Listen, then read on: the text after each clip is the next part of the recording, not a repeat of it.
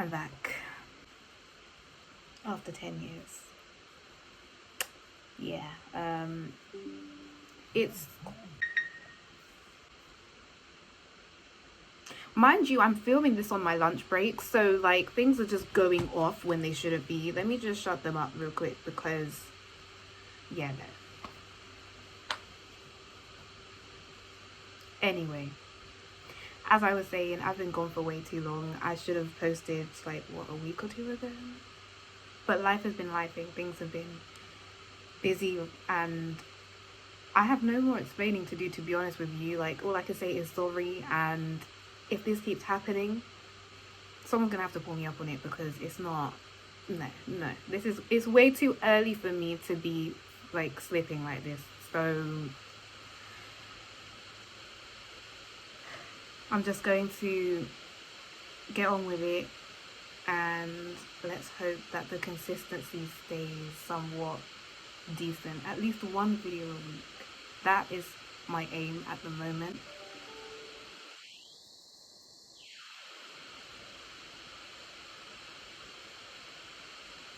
Let me put down silent real quick because, yeah. Anyway, well, with everything silenced, hopefully, and me having just under half an hour for my lunch break, I am going to just get started with this video. I will be talking about the sickle cell and thalassemia screening program that came into England's policy in 2001. So what this program is it enables pregnant women who are in the at-risk population to get a blood test. This program enables you to detect, or it enables a blood test to detect whether a woman has either the sickle cell trait or the thalassemia trait. Let me start again. My head is all the way gone, and I'm trying to make sure that this video is done now. So, God, okay. To test for the thalassemia trait, the pathway is a lot more straightforward, in a sense where, regardless of whether a woman is living in an area where the amount of people that have thalassemia are high or low, she can get a blood test done automatically. She's automatically offered a blood test. However, with sickle cell, it doesn't work that way. Unless the woman is living in an area where the amount of people that have sickle cell disease is high, or sickle cell trait is high. If a woman who gets pregnant is living in an area where the amount of people that have the sickle cell trait or the sickle cell disease is low, what they have to end up doing is a family origin questionnaire. So before they are offered a test, they have to do this questionnaire first. Now, this is why I say it's more straightforward for women to test for the thalassemia trait, because it's not restricted. The test is not restricted by the questionnaire beforehand. Now, I was as confused as you might be as to why does somebody who is being tested for the thalassemia trait not have to do a questionnaire.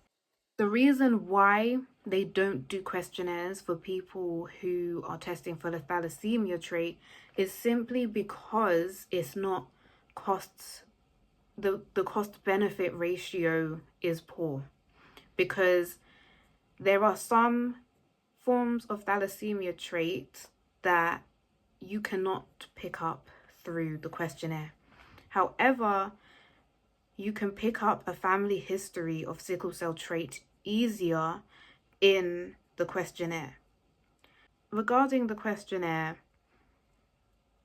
this is not what I'm entirely sure about, but I would presume that if a woman is estranged from her family, or the father is estranged from the family, or they just don't know much about their family history, then it would be right in me thinking that a woman can go ahead with the blood test anyway, even if she is living in an area where the prevalence of sickle cell disease or sickle cell trait is low.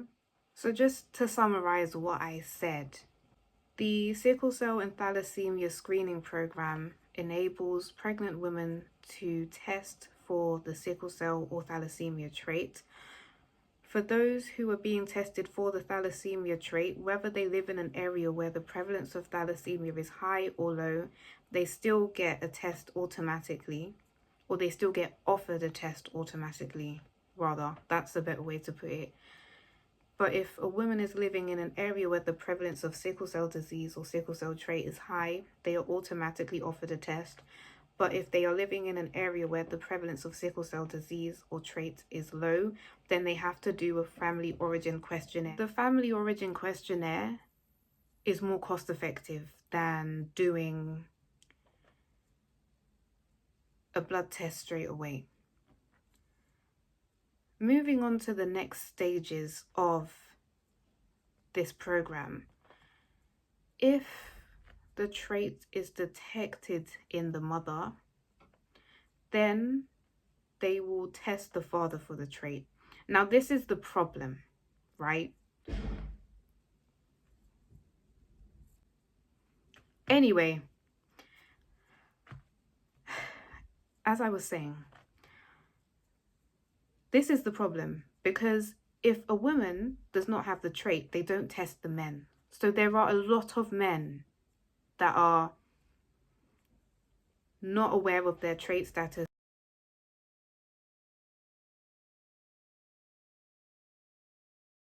But if the man is not present, then they can go, the pregnant women can go and at some stage of the pregnancy get an invasive test to determine whether they have passed on the trait or if the child has either thalassemia or sickle cell disease.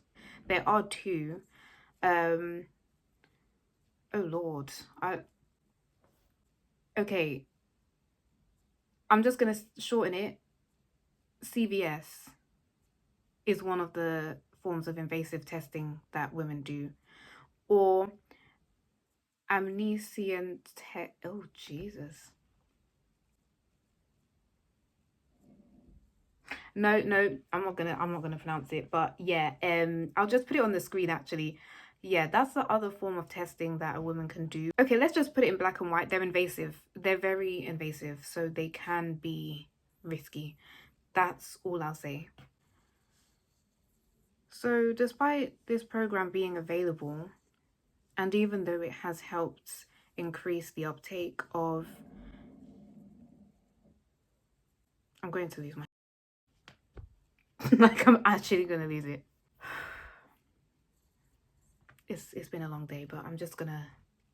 We're gonna get through it. I don't even think I've got much left to say anyway. The blood tests that are available within this program, it's not mandatory. You don't have to do these tests. So you can refuse to have a blood test to check your sickle cell or thalassemia trait status. The man can also refuse a blood test. But I will say this. If a woman is to have the trait, of course, either sickle cell or thalassemia, and the father is still present, but he says he doesn't want to test, ethically, it becomes a bit blurry if the full-blown thalassemia or sickle cell disease is found in the child, then that obviously means the father has the trait. So ethically speaking, I can talk about ethics all day, but ethically speaking, it's a bit conflicting because obviously you're then enabling a man to find out about his trait status against his will. But then again, does it necessarily...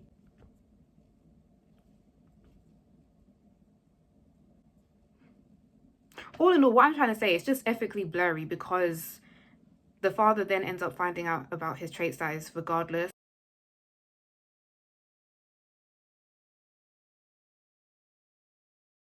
It's a great program, but I'm a bit, I'm questioning why this is the first program that came about. My point is that I will be discussing the newborn heel prick testing program, which is also part of England's policies that came into practice in 2006. But my point, saying that to say, is that why are these two programs a thing, but there is no program to encourage people in the risk population to test for the trait before conception? It's available. You can go to your GP and request a blood test to determine your trait status or to find out your trait status that way, but they don't advertise it. That's why people don't know about it. That's why I just think there needs to be a program put in place where people can get tested for their trait status before conception, before they even, commit to a partner, anything like that. I feel like I've rambled on for too long today, and I, for the life of me, as you've probably seen over the past 3 videos, 4 now, that I can't explain things to save my life, but I am trying my hardest here to make sure that this gets out because it's so important. At least if you can take one thing away from each video, that's all that matters. I am literally at the end of my lunch break. So yeah, I'm just gonna get back to work and make sure this gets edited and sent. I just need to go to bed. I'm tired. You know what? Yeah, you know what I was saying.